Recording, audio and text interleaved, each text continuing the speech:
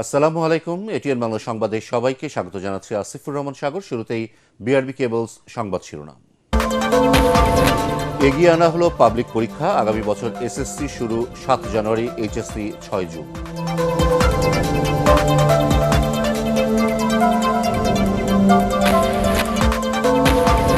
দ্বিপাক্ষিক বাণিজ্য সম্প্রসারণে একসাথে কাজ করছে ঢাকা বেইজিং, বিনিয়োগ বাড়ানোর আহ্বান বাণিজ্যমন্ত্রী।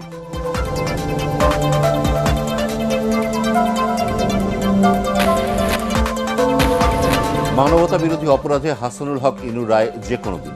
শাপলা চত্বর হত্যাকাণ্ডে দীপুমণি, মোজাম্মেল বাবু ও ফারজানা রূপা কারাগারে।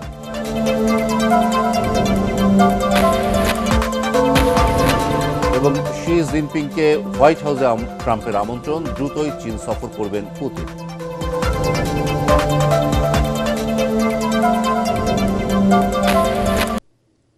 শুনছিলেন বিআরবি কেবলস সংবাদ শিরোনাম, এবার বিস্তারিত। আগামী বছরে এসএসসি ও এইচএসসি পরীক্ষা এগিয়ে আনল সরকার। এসএসসি ও সমমানের পরীক্ষা শুরু হবে ৭ জানুয়ারি, আর এইচএসসি ও সমমানের পরীক্ষা ৬ জুন। সেশন জট কমাতেই এমন সিদ্ধান্ত বলে জানালেন শিক্ষামন্ত্রী। তিনি বলেন, শিক্ষার্থীদের চাপ কমাতে নির্ধারিত সময় শেষ করা হবে সিলেবাস। রিপোর্টে জানাচ্ছেন মাহবুব কবির চপল।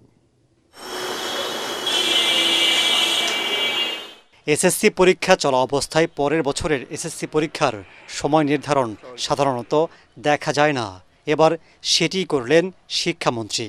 চলতি বছর এসএসসির সব পরীক্ষা শেষ হবে ৭ জুন। সে হিসেবে ৭ মাস পর আবার এসএসসি পরীক্ষা শুরু হবে। চলবে ৭ জানুয়ারি থেকে ১১ ফেব্রুয়ারি পর্যন্ত। চলতি বছর ২ জুলাই থেকে ১৫ আগস্ট পর্যন্ত নেওয়া হবে এইচএসসি পরীক্ষা। পরের এইচএসসি পরীক্ষা শুরু হবে ৬ জুন, চলবে ১৮ জুলাই পর্যন্ত। পরীক্ষা এগিয়ে আনার কারণ ব্যাখ্যা করেন শিক্ষামন্ত্রী। দাবি করেন, এতে শিক্ষার্থীদের উপর চাপ পড়বে না।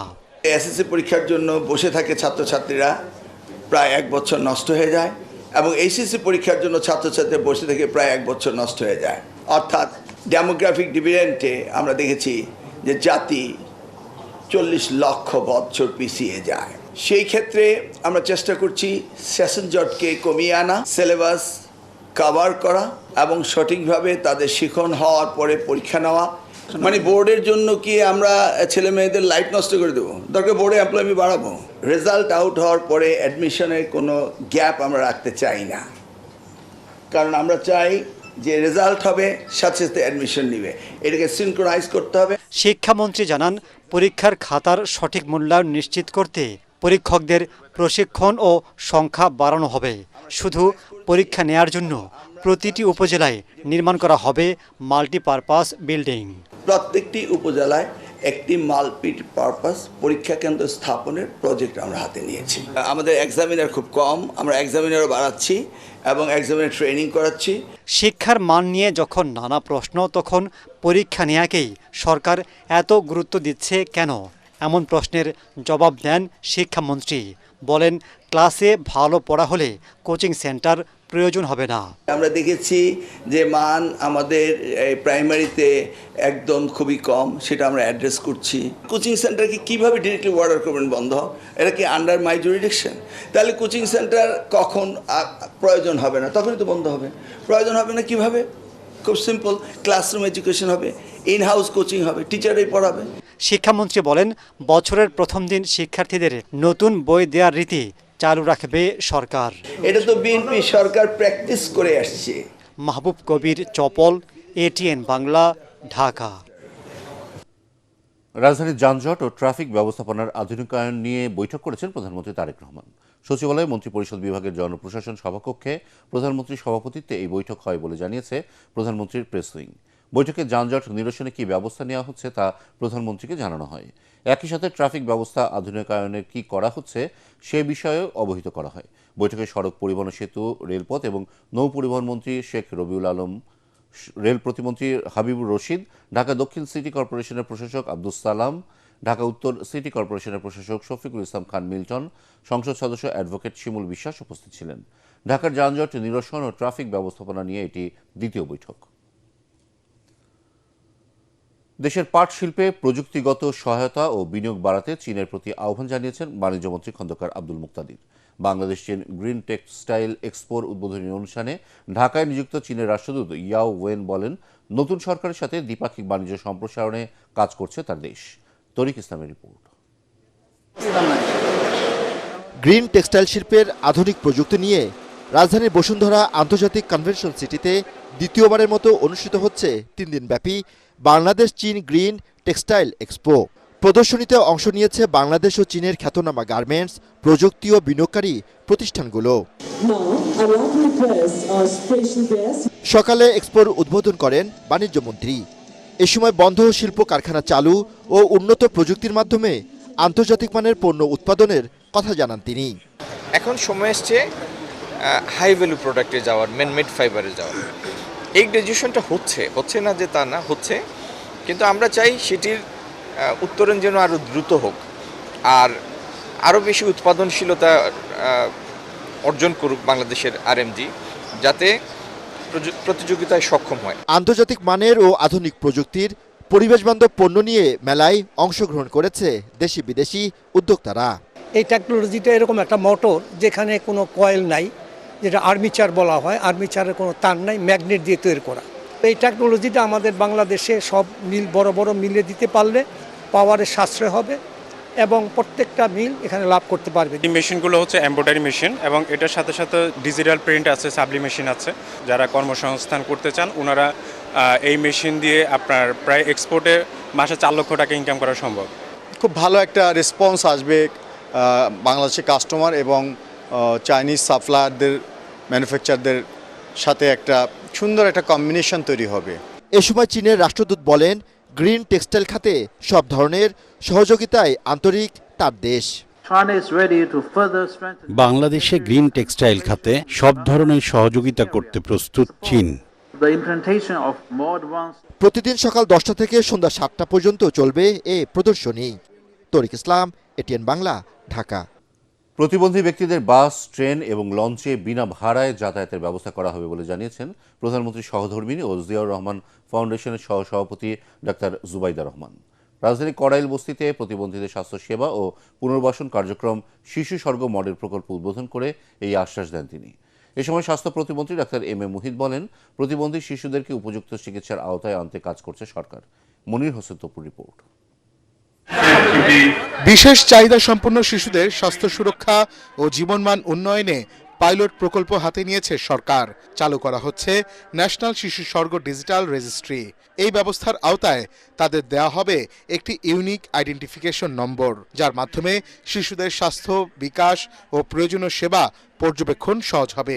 এছাড়া গড়ে তোলা হচ্ছে সহায়ক উপকরণ ও জরুরি ঔষধ সরবরাহ ব্যবস্থা। একই সাথে প্রশিক্ষণ ও সক্ষমতা উন্নয়নে ব্যবস্থা নেওয়া হবে। কড়াইল বস্তিতে পাইলট প্রকল্পটির উদ্বোধন অনুষ্ঠানে এই সকল তথ্য জানানো হয়।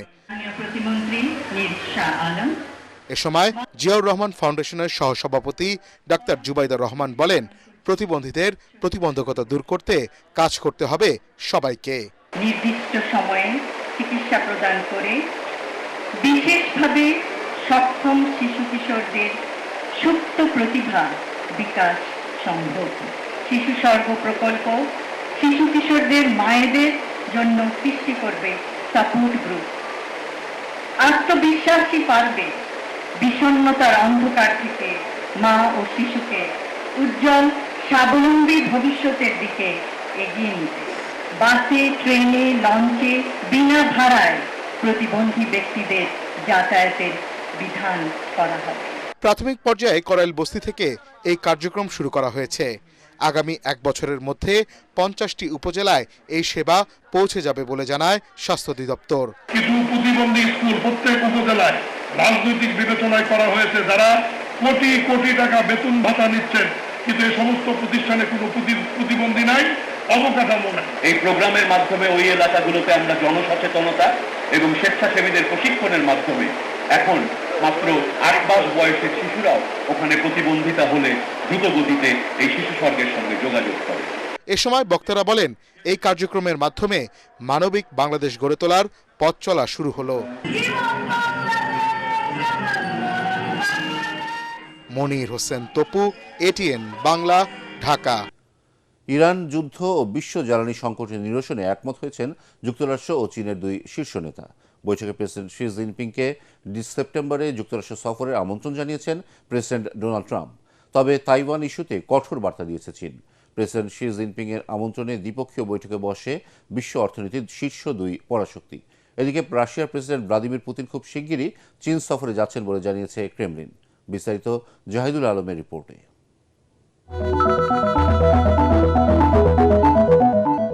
কয়েক দফা পেছানোর পর অবশেষে চীনের ঐতিহাসিক গ্রেট হলে অনুষ্ঠিত হল চায়না আমেরিকা শীর্ষ সম্মেলন। বৈঠকে দুই দেশের মাঝে বেশ আন্তরিক মনোভাব দেখা গেছে। দেশ দুটির সম্পর্ক উন্নয়নে এবারের বৈঠক স্মরণীয় হয়ে থাকবে বলে আশাবাদ প্রকাশ করেন মার্কিন প্রেসিডেন্ট ট্রাম্প এবং চীনের প্রেসিডেন্ট শি জিনপিং।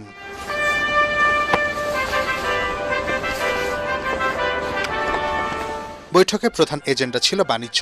ট্রাম্পের সাথে রয়েছেন শীর্ষ মার্কিন ব্যবসায়ী ইলন মাস্ক ও জেনসেন হুয়াং।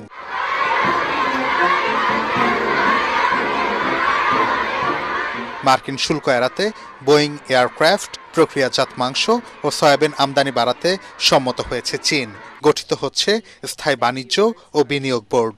আলোচনায় সবচেয়ে উত্তপ্ত বিষয় ছিল তাইওয়ান। শি জিনপিং স্পষ্ট করে জানিয়ে দিয়েছেন তাইওয়ান যুক্তরাষ্ট্র সম্পর্কের রেড লাইন। এটি অমান্য করলে দুই দেশের মধ্যে বড় ধরনের সংঘাতের হুঁশিয়ারি দেন তিনি। I'm very pleased to meet you in Beijing. আর সবচেয়ে বড় খবর, চলমান ইরান যুদ্ধ ও বিশ্ব জ্বালানি সংকট নিরসনে একমত হয়েছেন দুই নেতা। বৈশ্বিক তেল সরবরাহের প্রধান রুট হরমুজ প্রণালী সচল রাখতে এবং ইরানের পারমাণবিক অস্ত্র তৈরির চেষ্টা থেকে বিরত রাখতে ওয়াশিংটন ও বেইজিং একসাথে কাজ করবে বলে রাজি হয়েছে। তবে এখন দেখার বিষয় চীন তাদের মিত্র ইরানের কাছে কিভাবে বিষয়টি উপস্থাপন করে। Amazing, and they represent so much, and I know they represent so much to you. You and I have known each other now for a long time. এদিকে বৈঠকের পর প্রেসিডেন্ট ট্রাম্প 24 সেপ্টেম্বর হোয়াইট হাউসে she জিনপিংকে পরবর্তী শীর্ষ বৈঠকের জন্য আমন্ত্রণ জানান। Such respect for China, the job you've done.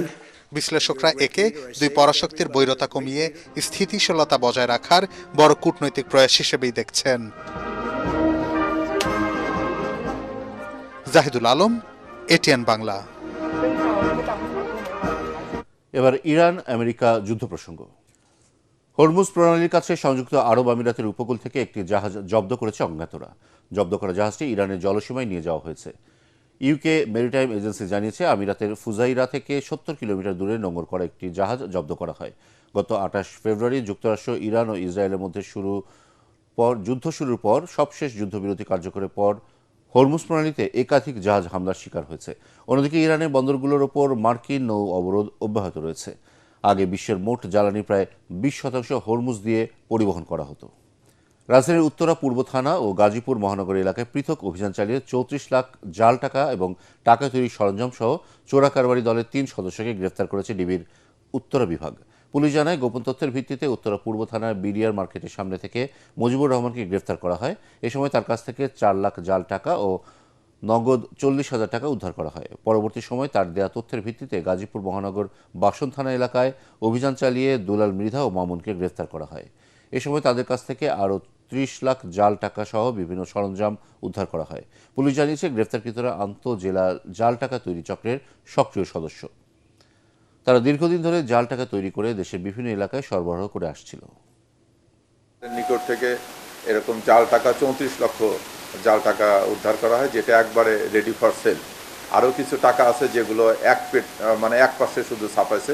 তাছাড়া জাল টাকা তৈরির অন্যান্য সরঞ্জাম দিয়ে 3টে প্রিন্টার উদ্ধার করা হয়েছে, ল্যাপটপ উদ্ধার করা হয়েছে, তারপরে কালি এবং ওই যে টাকার উপরে যে একটা সিকিউরিটি সিল দেয় সেই সিকিউরিটি সিলের পেপার, এগুলো সহ তাদের কাছ থেকে প্রচুর পরিমাণে এই জাল টাকা উদ্ধারের অন্যান্য সরঞ্জাম উদ্ধার করা হয়েছে। জাতীয় বিশ্ববিদ্যালয়ের অধিভুক্ত দেশের বেসরকারি কলেজ শিক্ষকদের চাকরির শর্তাবলী রেগুলেশন বিধির কোনো তোয়াক্কা না করেই রাজধানীর হাবিবুল্লাহ বাহার কলেজে 2 বছরের জন্য চুক্তিভিত্তিক অধ্যক্ষ নিয়োগ দেওয়া হয়েছে প্রতিষ্ঠানটির বাইরের একজনকে, যার মাসিক বেতন ধরা হয়েছে 2.5 লাখ টাকা, যা অস্বাভাবিক বলছে সংশ্লিষ্টরা। এ নিয়ে কলেজের এক শিক্ষার্থী হাইকোর্টে রিট করলে টনক নড়ে জাতীয় বিশ্ববিদ্যালয়। এরপর জাতীয় বিশ্ববিদ্যালয় থেকে 2 বার চিঠি দিয়ে বিধি অনুযায়ী কলেজ অধ্যক্ষের দায়িত্ব নেওয়ার কথা বললেও তা মানছে না কলেজ কর্তৃপক্ষ। অধ্যক্ষকে অপসারণ ও তার আর্থিক দুর্নীতির বিচারের দাবিতে বৃহস্পতিবার সকালে কলেজের সামনে এক মানববন্ধনের ডাক দেওয়া হয়েছে। সাধারণ শিক্ষার্থীদের ব্যানারে এই মানববন্ধনটি পালন করা হবে বলে জানা গেছে।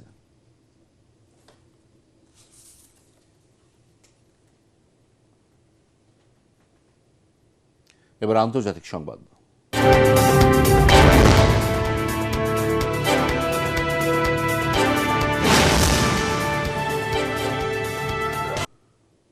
ভারতের পশ্চিমবঙ্গে ফিটনেস সার্টিফিকেট বা অনুমতি ছাড়া প্রকাশ্যে গরু মহিষ জবাই করা যাবে না বলে নোটিশ জারি করেছে বিজেপি সরকার। সংবাদ মাধ্যম ইকোনমিক টাইমস জানিয়েছে, মুখ্যমন্ত্রী শুভেন্দু অধিকারী সরকার এক্ষেত্রে 1950 সালের বেঙ্গল আইন ও 2018 সালের কলকাতা হাইকোর্টের নির্দেশনার কথা উল্লেখ করেছে।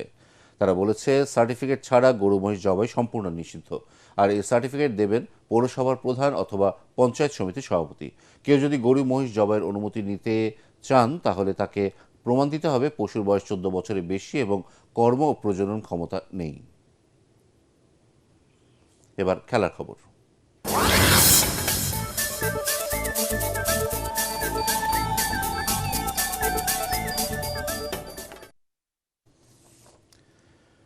দ্বিতীয় টেস্টের জন্য ইনজুরি আক্রান্ত ওপেনার সাদমান ইসলামের পরিবর্তে বাংলাদেশ দলে নেওয়া হয়েছে জাকির হাসানকে। এদিকে সিলেট টেস্টের আগে অনুশীলন করে স্বাগতিক বাংলাদেশ ও পাকিস্তান। মিরপুর টেস্টে 104 রানের বড় জয় পাওয়ায় আত্মবিশ্বাসের চিহ্ন ফিল সিমন্সের শিষ্যদের মধ্যে। তাই ব্যাটিং বোলিংয়ে আবারও শ্রেষ্ঠত্ব প্রমাণের অপেক্ষায় নাজমুল হোসেন শান্তরা। অন্যদিকে মিরপুর টেস্টে পরাজয়ের হতাশা ভোলার চেষ্টা ছিল পাক ক্রিকেটারদের মধ্যে। ব্যাটিং, বোলিং, ফিল্ডিং সবকিছুতেই সিরিয়াস তারা। লক্ষ্য সিলেটের মাটিতে স্বাগতিকদের হারিয়ে ম্যাচে ফেরা।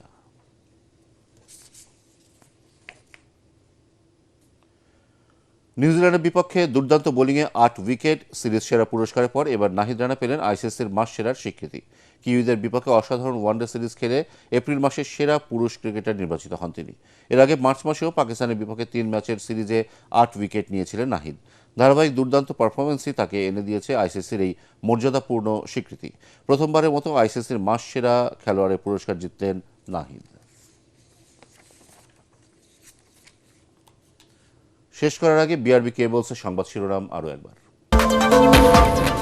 এগিয়ে আনা হলো পাবলিক পরীক্ষা, আগামী বছর এসএসসি শুরু 7 জানুয়ারি, এইচএসসি 6 জুন।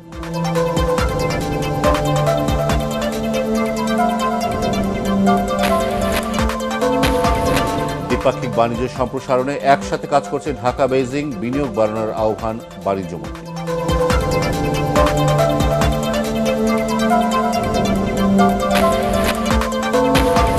মানবতা বিরোধী অপরাধে হাসানুল হক ইনুর রায় যে কোনো দিন। শাপলা চত্বর হত্যাকাণ্ডে দীপুমণি, মোজাম্মেল বাবু ও ফারজানা রূপা কারাগারে।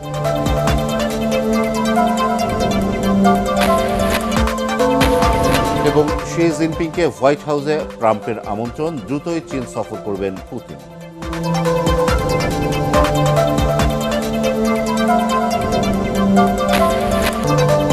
পরবর্তী সংবাদ দেখার আমন্ত্রণ জানিয়ে এখনকার মতো শেষ করছে এটিএন বাংলা সংবাদ। ইউটিউবে দেখতে ব্রাউজ করুন youtube/ATN।